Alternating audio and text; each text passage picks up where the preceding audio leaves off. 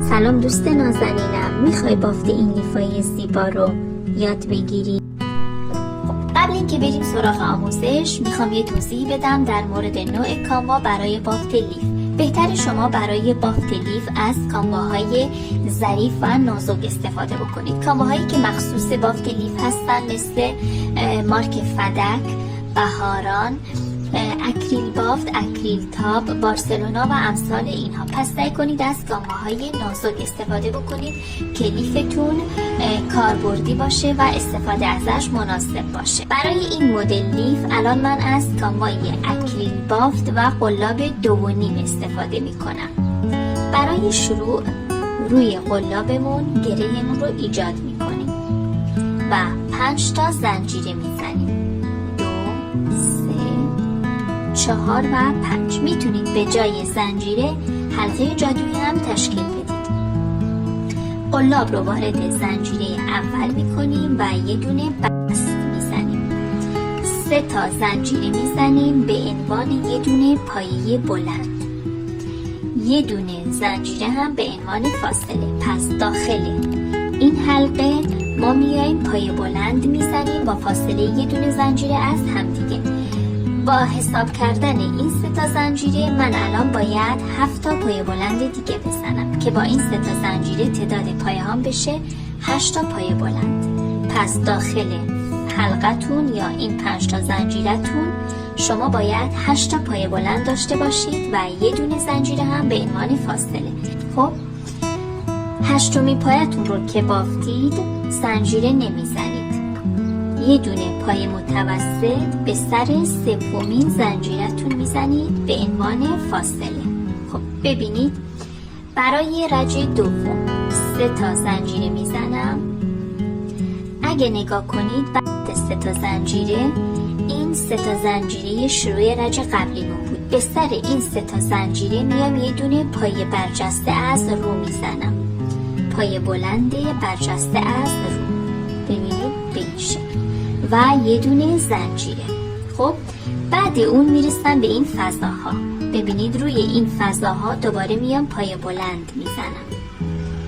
این یه دونه پایه بلند با یه دونه زنجیره. فضای بعدی یه دونه پایه بلند، یه دونه زنجیره. این شد 2 تا. بعد از پایه برجستم این شد 2 تا پایه بلند با یه دونه زنجیره. دوباره پایه بعدی یه دونه پایه بلند، یه دونه زنجیره. دوباره یه دونه پایه بلند بعدی و یه دونه زنجیره. پس 4 تا پایه بلند بعد پایه برجسته از رو زدم. به فضای بعدی که رسیدم روی این پایه دوباره یه دونه پایه بلند برجسته از رو میزنم با یه دونه زنجیره. دوباره فضای بعدیش رو میام پایه بلند میزنم. یه دونه پایه بلند، یه دونه زنجیره. فضای بعدی میشه 2مین پایه بلند. فضای بعدی میشه 3مین پایه بلند و یه دونه زنجیره و فضای آخر. به فضای آخر که رسیدم اینجا هم یه دونه پایه بلند میزنم. یه دونه زنجیره رو اینجا دوباره میزنم. رج قبلی من یه دونه زنجیره رو نزدم. پایه آخر رو که بافتم به سر 3مین زنجیرم یه دونه پایه متوسط زدم. اینجا روی فضای آخر که یه دونه پایه بلند رو زدم یه دونه زنجیره رو میزنم. ببینید الان من رسیدم به انتهای رجم. خب به انتهای رج که رسیدید دیگه از این رج، از رج 3 به بعد شما 3 تا زنجیره رو نمیزنید. به همین شکل کارتون رو ادامه میدید. این 3 تا زنجیره بود که رج دوم زدم. به این 3 تا زنجیره من کاری ندارم.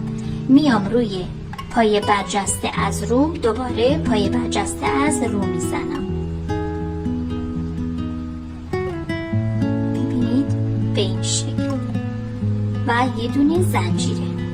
خب دوباره من یه توضیح در مورد رج دوم بدم. به رج دوم که رسیدم یه دونه پایه برجسته زدم با یه دونه زنجیره. بعد اون من اومدم 4 تا پایه بلند زدم و فاصله شون یه زنجیره بود. دوباره به پایه بعدی که رسیدم یه دونه پایه بلند برجسته از رو زدم. این دوتا پایه بلند برجسته از رو میشه کناره های لیفمون. بعد پایه برجستم دوباره 4 تا پایه بلند زدم. 4 تا پایه بلند رو که زدم دوباره رسیدم به پایه برجسته شروع رجم، شروع کارم. دوباره اینجا یه دونه پایه بلند برجسته از رو زدم با یه دونه زنجیره. الان من میرسم به رج سوم. برای رج سوم پایه بلندم رو که برجسته از رو زدم یه دونه زنجیره، دوباره میرسم به این فضاها. شما توی هر رج باید روی این فضاها پایه بلند با یه دونه زنجیره بزنید. این یه دونه، 2 تا، 3 تا، 4 و 5. دقت کردیم که توی هر رج یه دونه پایه به پایه هامون اضافه میشه. رج اول 3 تا پایه بود، رج دوم 4 تا بود، رج سوم الان رسیده به 5 تا پایه. الان میرسم به پایه بلند برجسته از رو. دوباره این پایه رو برجسته از رو میزنم و یه دونه زنجیره. دوباره شروع به بافت میکنم. فضاها رو ببینید. یه دونه، 2 تا، 3 تا، 4. ببینید این پایه برجسته هست. این فضا رو هم که ببافم میشه 5 تا پایه بلند. دوباره به شروع رجم میرسم و پایه برجستم رو دوباره برجسته از رو میزنم با یه دونه زنجیره. دقت کنید این شد رج سوم. این پایه برجسته هامون از هر دو طرف میشه گوشه کارمون و به این شکل گوشه ها بالا میاد. خب من الان از رج اول تا رج سوم رو توضیح دادم. توضیحاتش کلا توی این 3 تا رج بود. از رج 4 به بعد دیگه بافتتون رو مثل رجای قبلی ادامه میدید و کارتون بالا میاد. پایه برجسته ها رو دوباره مثل خودش پایه برجسته میزنید و توی این فضاها هم پایه بلند میزنید با یه دونه زنجیره. توی هر رج یه دونه پایه از هر دو طرف اضافه میکنید. یه دونه پایه از این سمت اضافه میشه، یه دونه پایه هم از این سمت. خب حالا میرسیم به کار کاهش و جمع کردن لیفمون. برای کاهش ما به این شکل عمل میکنیم. ابتدای رجمون پایه برجسته از رو میبافیم با یه دونه زنجیره. خب این اولین فضای بعد پایه زنجیره، پایه برجستمون هست. این فضاها رو نبافته رها میکنیم. از این سمت ابتدای کارمون این فضا، به این قسمت که رسیدیم این فضا، دوباره این سمت، این فضا و اینجا. پس دو طرف پایه برجسته ها رو نبافته رها میکنیم. این میشه کار کاهش. ببینید خب من این قسمت رو نبافته رها میکنم، میرم روی فضای بعدی، دوباره شروع به بافت میکنم تا برسم به این قسمت. خب به این قسمت که رسیدم دوباره از این طرف هر دو طرف پایه برجسته ها این دو فضا رو نبافته رها میکنم. یه فضا از این سمت نبافته رها میکنم، ببینید پایه برجستم رو میبافم. خب یه دونه زنجیره رو میزنم، این رو هم دوباره نبافته رها میکنم و از این قسمت شروع به بافت میکنم تا برسم به انتهای کارم. این انتهای کارم هست. به انتهای کارم که رسیدم این فضا رو هم نبافته رها میکنم و مجدد پایه برجسته از رو با یه دونه زنجیره میبافم و شروع رج جدید. دوباره برای رج بعدی الان من توی این رج که کار کاهش رو انجام دادم تعداد پایه هم از 19 تا پایه از هر دو طرف رسیده به 18 تا پایه. دوباره شروع میکنیم، این فضا رو نبافته رها میکنیم، توی این فضاها دوباره پایه بلند و یه دونه زنجیره رو میبافیم، دوباره برسیم به این قسمت. از این قسمت هم دو طرف رو این دو تا فضا رو نبافته رها میکنیم و مجدد کارمون رو شروع میکنیم که برای رج بعدی تعداد پایه هم از 18 تا پایه میرسه به 17 تا. به این شکل کار کاهش رو که انجام بدید کارتون جمع میشه. خب بافت رو انجام بدیم که انتهای کار و دورگیری رو هم بهتون نشون بدم. من کار کاهش رو انجام دادم تا رجی که تعداد پایه هام رسیده به 3 تا پایه. این قسمت 3 تا پایه، این قسمت هم 3 تا پایه. هر دو طرف تعداد پایه هام رسیده به 3 تا پایه بلند. حالا میخوایم این قسمت رو جمع بکنیم و دورگیری کار رو انجام بدیم. برای دورگیری پایه برجسته شروع رجمون رو که زدیم، ببینید این قسمت ها رو میذاریم روی هم دیگه.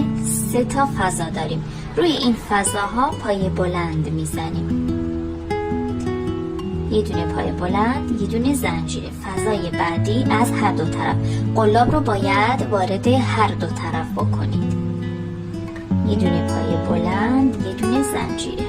و قسمت سوم یه دونه پایه بلند، یه دونه زنجیره. حالا میرسیم به پایه برجسته از رو. دوباره این پایه‌مون رو برجسته از رو میزنیم به این صورت.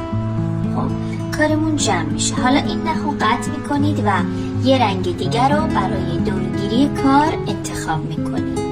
برای دورگیری کار از بالا کار رو انجام میدیم، از این قسمت، یعنی از قسمتی که بافتمون به اتمام رسیده و نخ رو قطع کردیم. از هر رنگی که بخواید میتونید استفاده بکنید. خب من میام از رنگ آبی استفاده میکنم. خب اول نخمون رو سر میندازیم، یه دونه گره میزنیم. همین جایی که نخمون رو سر انداختیم یه دونه پایه کوتاه میزنیم. دورگیری این لیف به شکل پایه کوتاه و 2 تا زنجیره هست. 2 تا زنجیره میزنیم. ببینید این پایه برجسته هایی بود که از هر دو طرف بافتیم. پس میایم از این پایه برجسته ها پایه میگیریم. خب الان من روی پایه برجسته اول یه دونه پایه کوتاه و 2 تا زنجیره زدم. میرم روی پایه برجسته بعدیم، یه دونه پایه کوتاه، 2 تا زنجیره.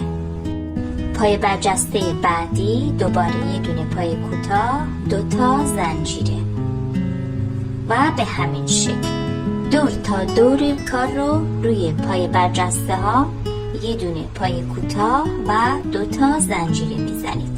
دستتون رو شل بگیرید که کارتون جمع نشه.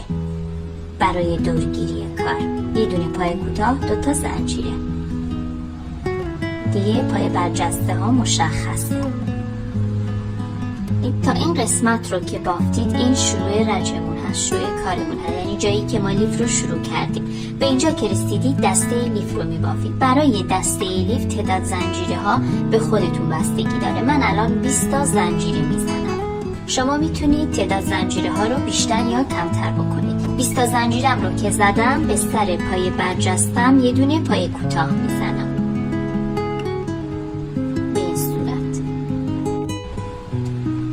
دوباره 2 تا زنجیره میزنم و کار دورگیریم رو ادامه میدم.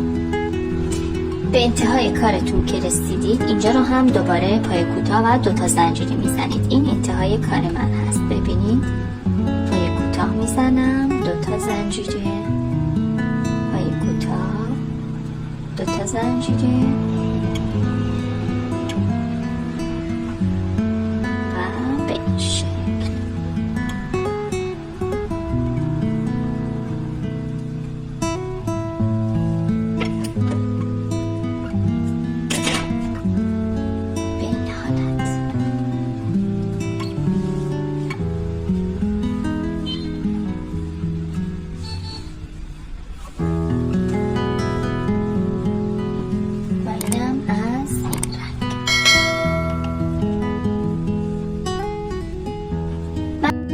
سری توضیحات تکمیلی بدم. شما اگه بخواید اندازه لیفتون بزرگتر باشه 2 رج یا 3 رج تعداد رج هاتون رو بیشتر میبافید. بعد شروع میکنید به کار کاهش و کارتون رو کاهش میدید. لبه کار رو هم یه کار تزیینی هست. شما میتونید هر مدلی که دوست داشتید بزنید.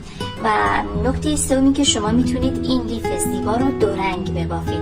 یعنی وقتی که رج هاتون رو تا این قسمت بافتین و خواستید کار کاهش رو انجام بدید، از این قسمت رنگتون رو عوض بکنید و با یه رنگ دیگه کار کاهش رو انجام بدید که لیفتون میشه یه لیف 2 رنگ و این هم یه ایده جالب است برای فروش بیشتر. امیدوارم که از این آموزش لذت برده باشید.